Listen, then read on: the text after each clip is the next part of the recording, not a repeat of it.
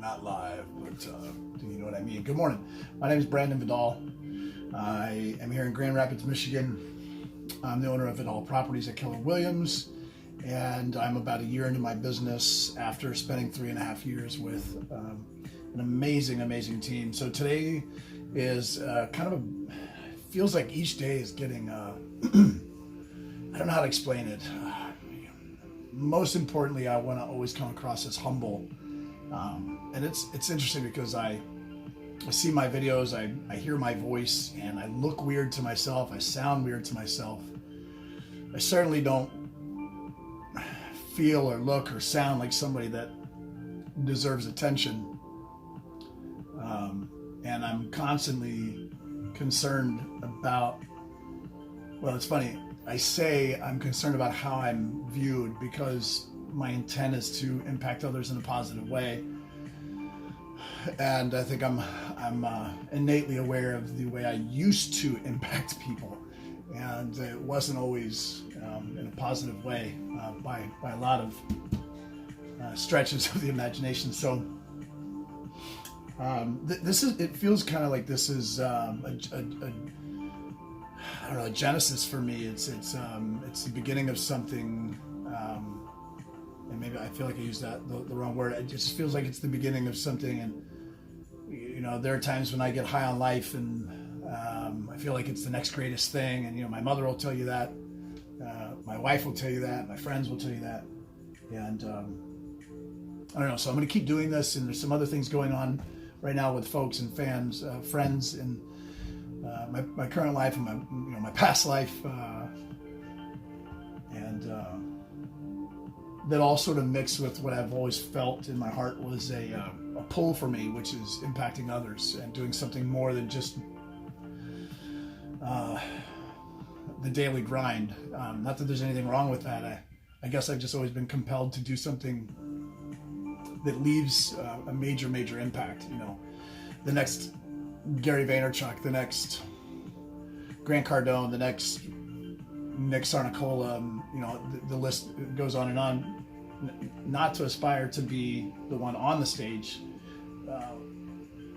Gary says, you know, what I live for is 27 years from now when somebody calls me and says something you said to me, or in person or online or through a post, changed my world, and because of it, here's where I am. So something like that is really what drives me. Hey, Kurt. Hey, buddy. I really can't wait to catch up with you, pal, and hear about your journey recently.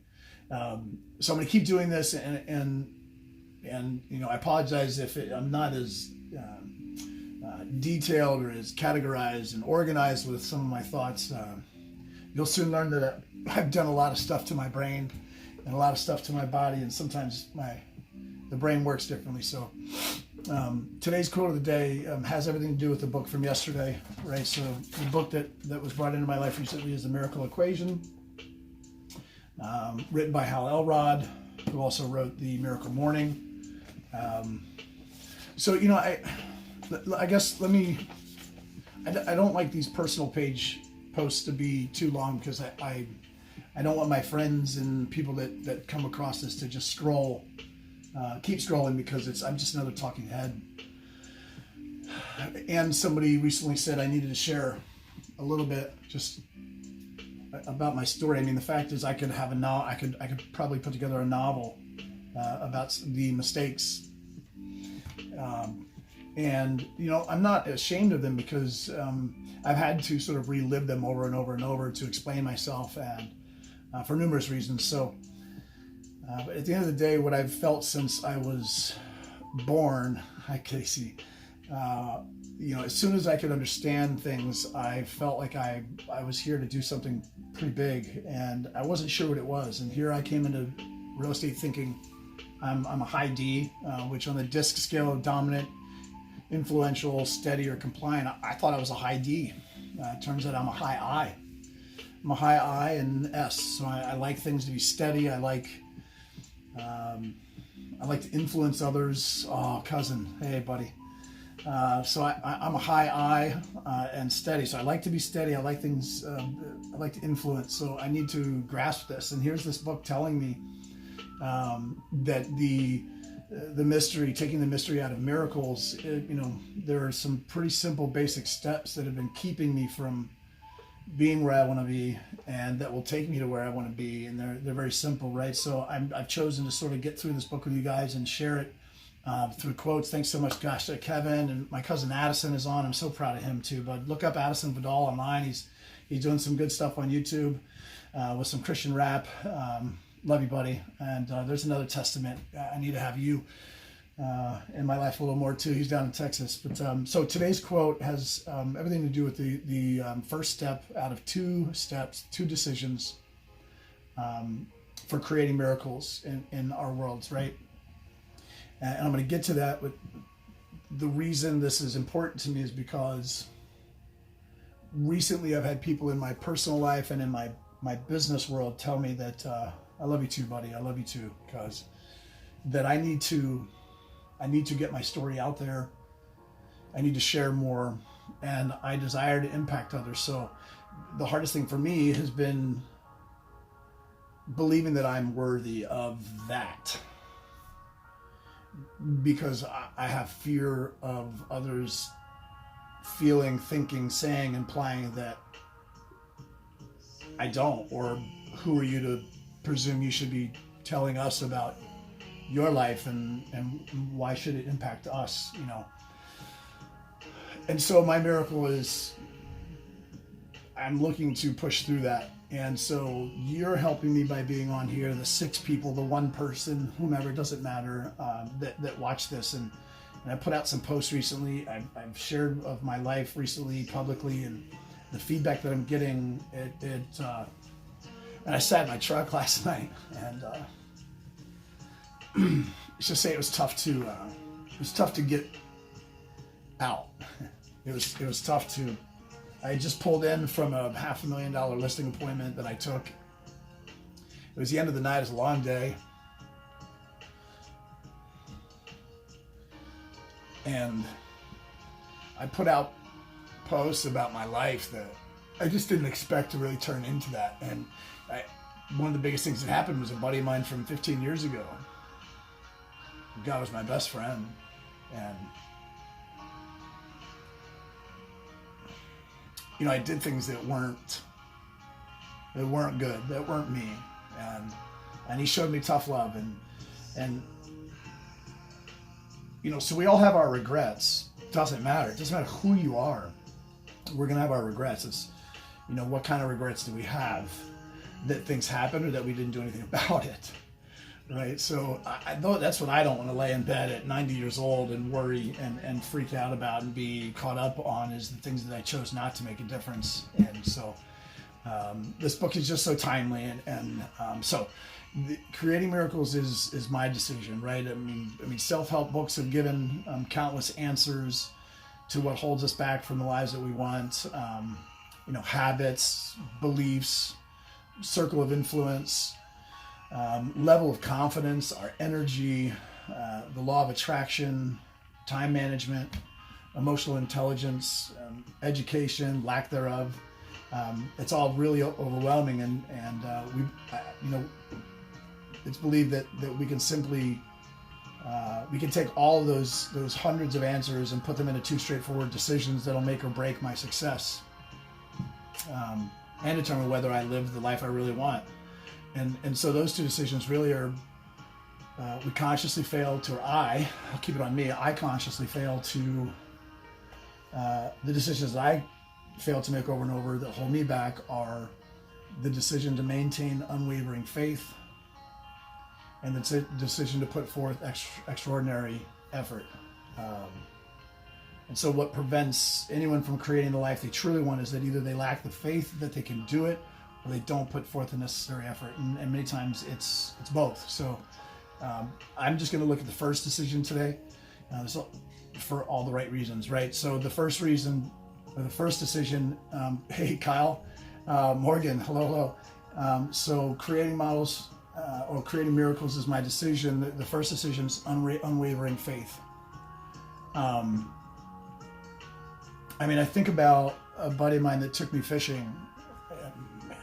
I look up to him. He's he has some wisdom and some age on me, and I look up to him, and he has some things in his life that I aspire to have, that cause him relaxation and you know, a boat, and, you know, just some things that he sits back, he's got a cabin, he relaxes, and he works hard, and he's very respectful, and I just love the guy. His name's Terry Churches.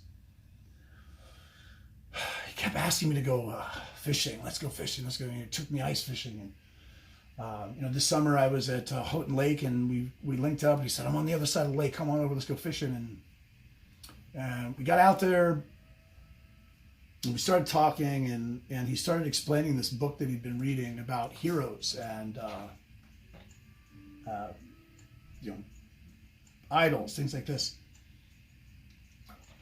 Not idolizing, but, you know, folks that you look up to.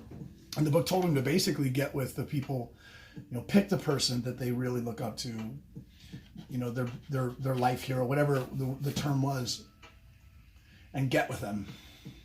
Take them somewhere, do something with them, spend time with them, pick their brain. He's telling me this, and I don't know at what point it was, but at one point I said, "Hey, you know, it's funny because of all the times that I speak and of all the times that I give advice or talk, I'm always worried a little bit about whether or not I'm actually helping somebody, and how my words are being judged or interpreted."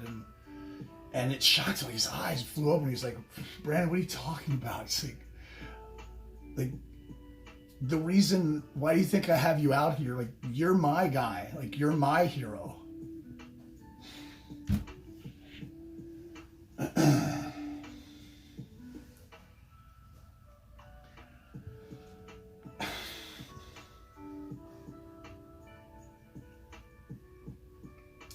So although you can call faith by another name, belief, confidence, or conviction, simply put, those who create extraordinary lives do so by establishing the faith that they can.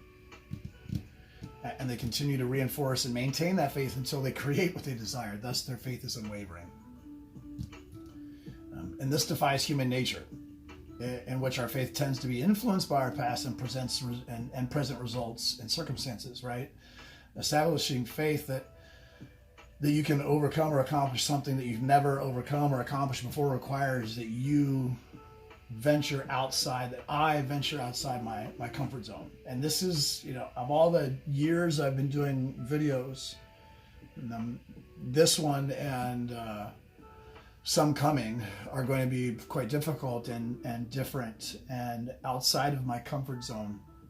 I'm an emotional person. So I I may come across to some as hard or rough or curt or, you know, things like this. But man, there are times when I'm emotional because I'm sentimental, because, well, so getting outside of my comfort zone, I'm going to do this, and it's because I aspire to impact as many friggin' humans as I can, from 5, 6 years old, whatever, and up. I mean, it doesn't matter. Put no age on it, really. Establishing faith that I can overcome them.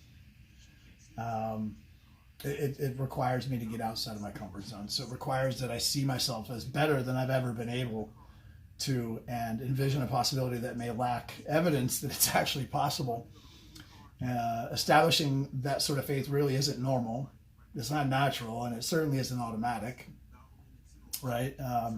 Establishing faith in my most limitless capabilities requires a conscious, deliberate decision to do so. Maintaining that faith isn't natural either, right? Nearly all worthwhile accomplishments are obtained only after a myriad of obstacles and setbacks have been overcome. So those setbacks cause faith to waver and pursuits to halt, which leads to the second decision that you'll need to make to create miracles, and that's extraordinary effort. For today, it's just unwavering faith. And so my testimony today is, my objective is to continue having faith in myself, to really have it in me to convey value to you, whoever you are, whatever you're going through. It doesn't it doesn't matter one bit. So, and I think that there are people today who will take their lives and who will do things that they regret because of how dire you see your situation today. And the true miracle is that we're actually even humans, right? 4 billion to 1 is the chance that we even had of being conceived. So we're already a miracle, and it shouldn't be that difficult to figure out how to do it again. First step is believing that we can, believing that I can. My biggest fear is that I come across as conceited or self-centered. My objective is to come across humble and someday, somehow, share more and more of my story, because I know some of you are dealing with it also. I know some of my Marines are dealing with it. I know some of my other veterans are dealing with it. And you don't have an avenue to talk about it, and you don't have anyone to pull you up who speaks your language. I speak your language.